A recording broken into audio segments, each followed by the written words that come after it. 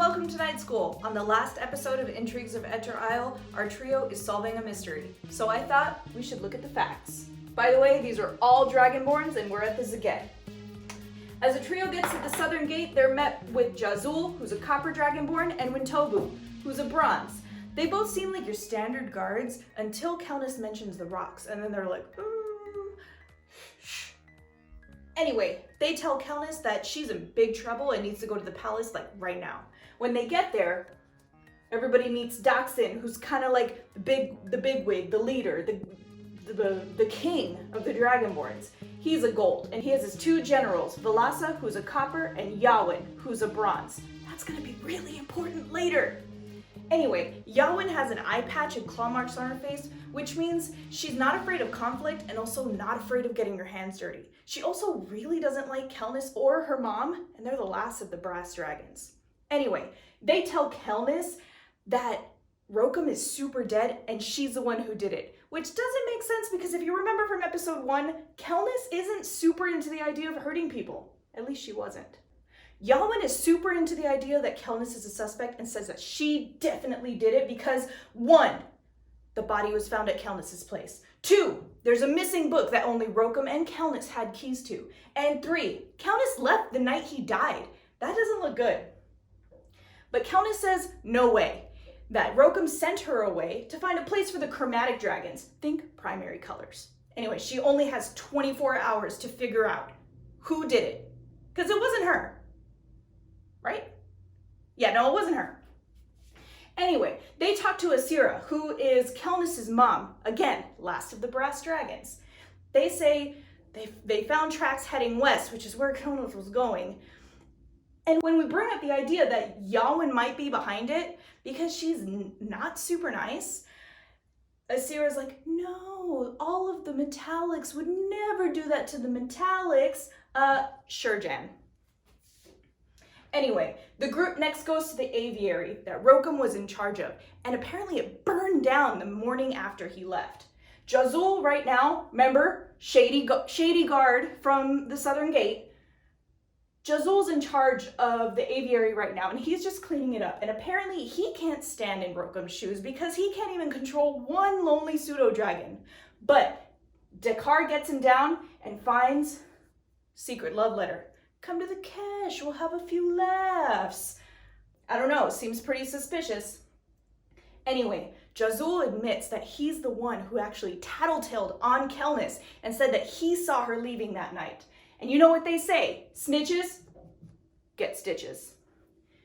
After that, the group goes to talk to Kelnis's neighbor, Rhiannon, who is the one who actually found Rokum's body. He saw it there, and apparently he also heard noises that night and didn't think to go check. He's not going on my neighborhood watch.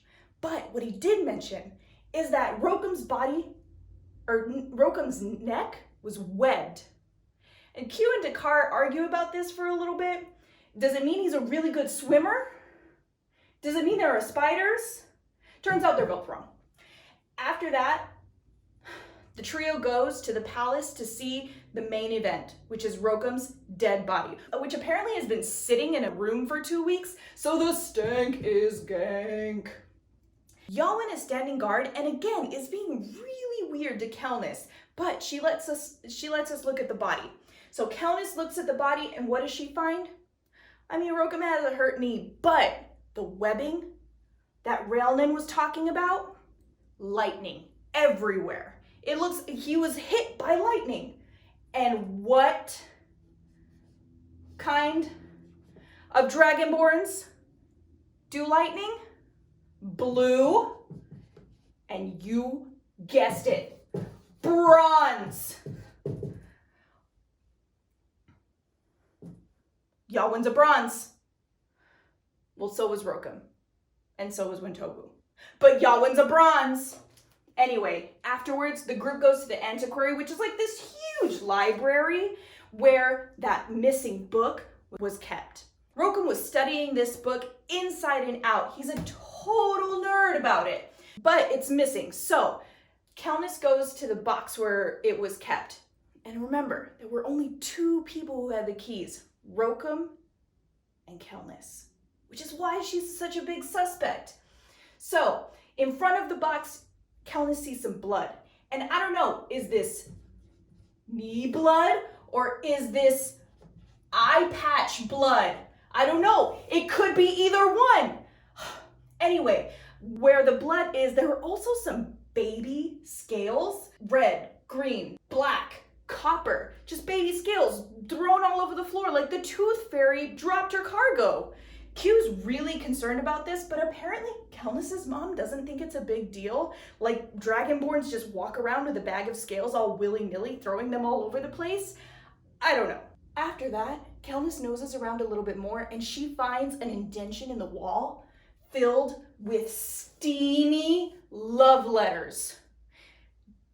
Rokum was definitely writing them, but we don't know who he was writing them to. But it's definitely the same one from the aviary. After that, the group goes to the Iris. The Iris is the place where they keep the chromatics, the chromatic dragons, which are super over-policed by the metallic dragons. And the metallic dragon that's in charge is Nalakente, also a bronze. And why is she important?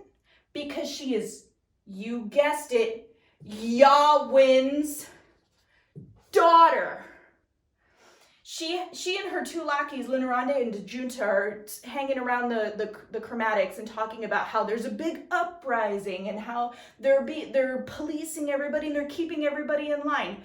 I don't know.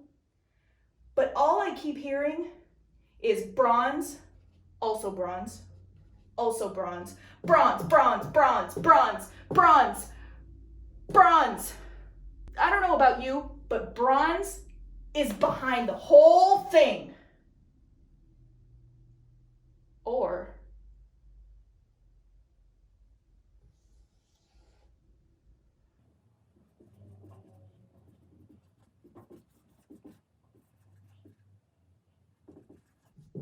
a baby killer dragonborn army. Nah. It has to be bronze. It's Yawin. It has to be Yawin. Yawin or Nalakente. Or maybe Rokum faked his own death. Oh, it could be anybody.